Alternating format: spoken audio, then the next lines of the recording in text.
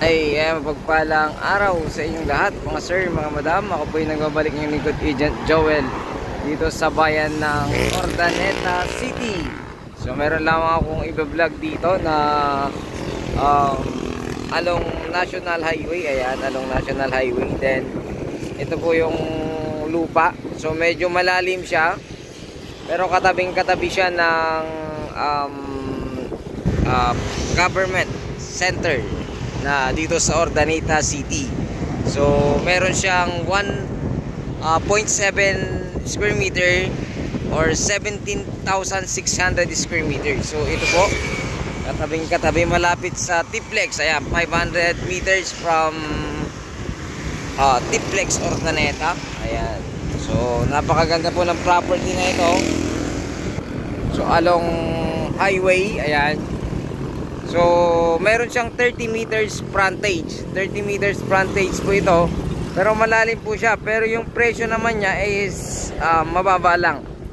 Mababa lang dito sa Urdaneta. So nasa ano lang po ito, 7,500. So medyo maingay, pasensya na po. 7,500 mula po doon sa dito, 30 meters ang frontage niya mula doon sa dulo na yan. Ayan, sa dulong yan, mula dyan meron siyang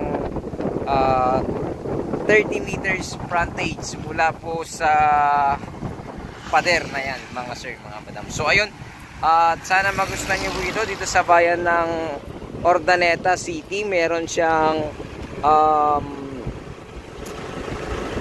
17,600 square meter. So napakalapad din ng frontage, 30 meters frontage sa mga gusto po ng mag-business. Maganda po ito, 7,500 from Tiplex. Napakalapit, 500 meter lamang mula sa exit ng Urdaneta City. So from Manila ito, around 2 hours lang mahigit.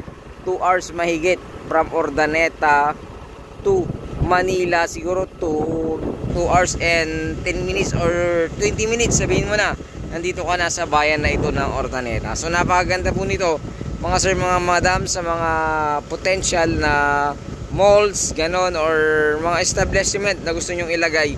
So pangalan naman ng seller natin, bagong bago yung title, green title na siya. So inayos muna bago ibenta. So 7,500 per square meter.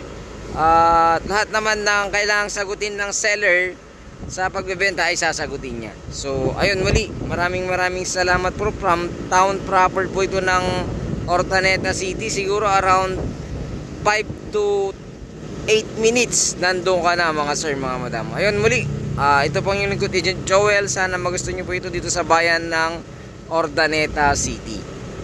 God bless you all po.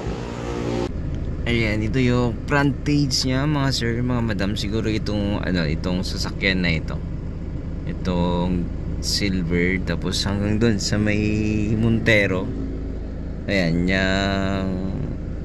ayan, sa may pader na yan, hanggang dyan yung 30 meters hanggang dito siguro. Ito sasakyan na to. So napakalapad din po nito. Yun lang, magtatabon po kayo. 17,600 square meter siya. Titled seller name naman. So kakapalinis yung papel, sabi ng seller natin. So ano siya, green title na, sumalinis yung title.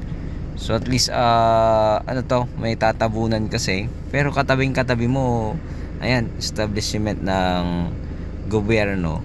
At syempre maganda rin ito para sa mga business area, magtatabon ka lang. Pero sa presyo niya, 7,500 per square meter, siguro naman magpapatawad pa yung seller natin doon, depende siguro sa mapag-uusapan ninyo. Ayan, so ayun, sana magustuhan nyo ito. Ayan, dito ako sa loob ng video kasi medyo maingay sa labas.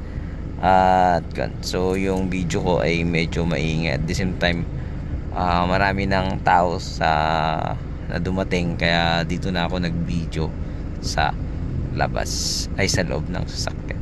So ito yung property.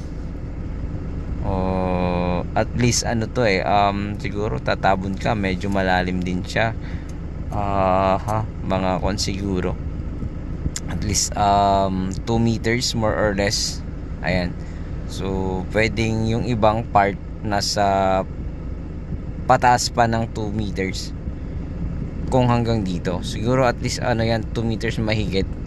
Dun sa katabi niya mas malalim yun, pero dito sa part na ito, ayan, mas mababaw, mga around 1 lang po yan. So ulitin ko, bayan ito ng Urdaneta City, Pangasinan, 500 meters from Tiplex exit, napakalapit.